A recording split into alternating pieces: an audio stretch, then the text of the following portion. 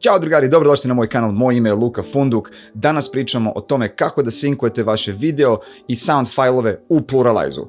Lupi zvonce, lupi subscribe, idemo intro, vozi! Kao što ste čuli u najavi, danas pričam o programu koji se zove Pluralize. Pluralize je program kompanije koji se zove Red Giant i postoji već nekoliko godina. Pre nego što je Adobe izbacio opciju sinhronizacije, Pluralize je to prvi uradio, njih sam koristio godinama. Onda sam prešao na Multicam na Premieru, ali i dalje Pluralize radi mnogo brže od sinhronizacije na Premieru. E sad, loša stvar, program košta $299. Ja znam da je svima to jako mnogo i da to košta previše i da Final Cut isto košta $300 i da baš nije za poređenje, ali ja kapiram da na internetu može se snađeš i nađeš neku drugu verziju. Nije da preporučujem, budite jako pažljivi, postoji jako mnogo virusa i trojanaca u tim failovima koji se ubacuju unutra, tako da birajte šta skidate, odakle šta skidate, originalna verzija je uvek neuporedivo bolja. Pluralize radi na jako prostom principu. Vaši video i audio failovi idu zajedno u program, oni će ih skenirati, bukvalno po pikovima će skenirati svaku pesmu, znači bitno je da svaka kamera ima zvuk. Ako vaša kamera nema zvuk, program ga neće sinhronizovati. Prosto, sve vaše failove koje ste koristili možete bukvalno od cijelog dana failove, ako znate da imate mečovane failove sa zvukom, bukvalno sve bacite unutra i pustite ga sinhronizuje. Njemu će trebati neko vreme da izvrti tu sinhronizaciju i onda ćemo izbaciti fail sa kojim ćemo raditi dalje. A sad ću da vam pokažem kako se to radi. Ajmo! I dobrodošli u Pluralize. Pluralize izgleda mnogo jednostavno, nema tu mnogo što da se objašnjava, imate samo 3 opcije koje su gore, jedna samo je otvorena za sada dok ne ubacite vašu mediju. Da ubacit ćemo mediju tako što možemo da kliknemo na Add Media, otvorit će nam novi prozor iz koga možemo da izaberemo koje ćemo failove da ubacimo. Druga opcija je jednostavno da otvorite Windows Explorer i nađete failove, ja recimo znam da je ovo ceremonija zvuk i onda ćemo da dodamo odavde prvi fail, to znam da je ceremonija. Evo, ja sam pobacio tu gomilu failova sada raznoraznih, on ih je podelio u 3 kamere i 2 audio zvuka.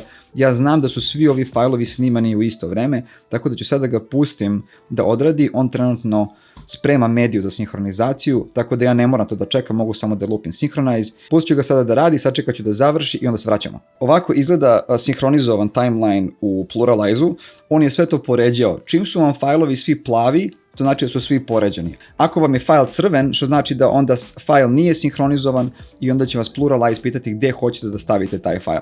Sada ćemo ići na Export Timeline, ovdje ćemo da mu damo ime recimo Kristi and Lou Ceremonija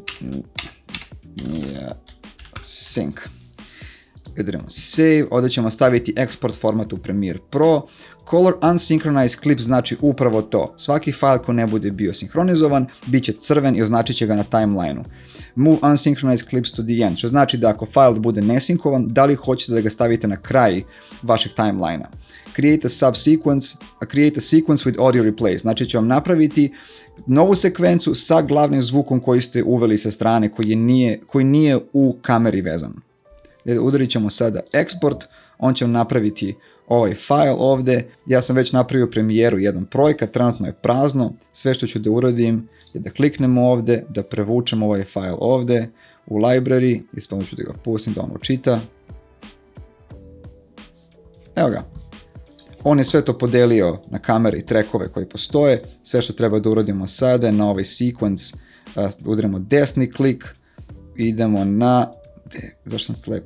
New sequence from clip. I onda ćete dobiti ovaj nested sequence. Sad kad smo dobili nested sequence, vidimo da je jedan file manji od drugog, to jest pojavljuje se kao da je prozor manji. I jeste, jer je ovaj video iza u 4K, ovaj video je u 1080. Sad kad smo otvorili novu timeline i ove failove, vidimo da su svi poređani ovdje u redu. Recimo ovdje je jedan file manji od drugog. Sad recimo to je ova kamera. Ova ovdje je 1080 u odnosu na ovu koja je 4K. Sve što ćemo da uradimo je ovako. Selektovat ćemo sve failove, udarit ćemo desni klik i Scale to Frame Size. Sada svi postaju u 4K. Naravno, ne preporučujem da ovo radite ako vam je stvarno mnogo velika razlika među HD i 4K, jer će biti velika razlika u videu, pucat će vam failovi sa strane, vidit će se da to nije iste rezolucije. Ove kamere su prilično oštre i za ovako nešto se neće mnogo vidjeti, jer ove će biti bukvalno po 2 sekundi sečeno. Naravno, neki ljudi preferiraju da to ne rade, Ja ponekad nemam problem sa time, nekad izgleda dobro, nekad izgleda užas, kad izgleda užas, hvala Bogu, obrišeš. Sad kad ste završili sa ovim, ovdje možete editovati svaki zvuk pojedinačno. Ovdje treba da uradite desni klik, multicam enable i ovdje ćemo udariti toggle. Ako želite da naučite više o multicamu i kako se koristi, gore je link. I završili smo još jedan tutorial, nadam se da je bilo jako prosto.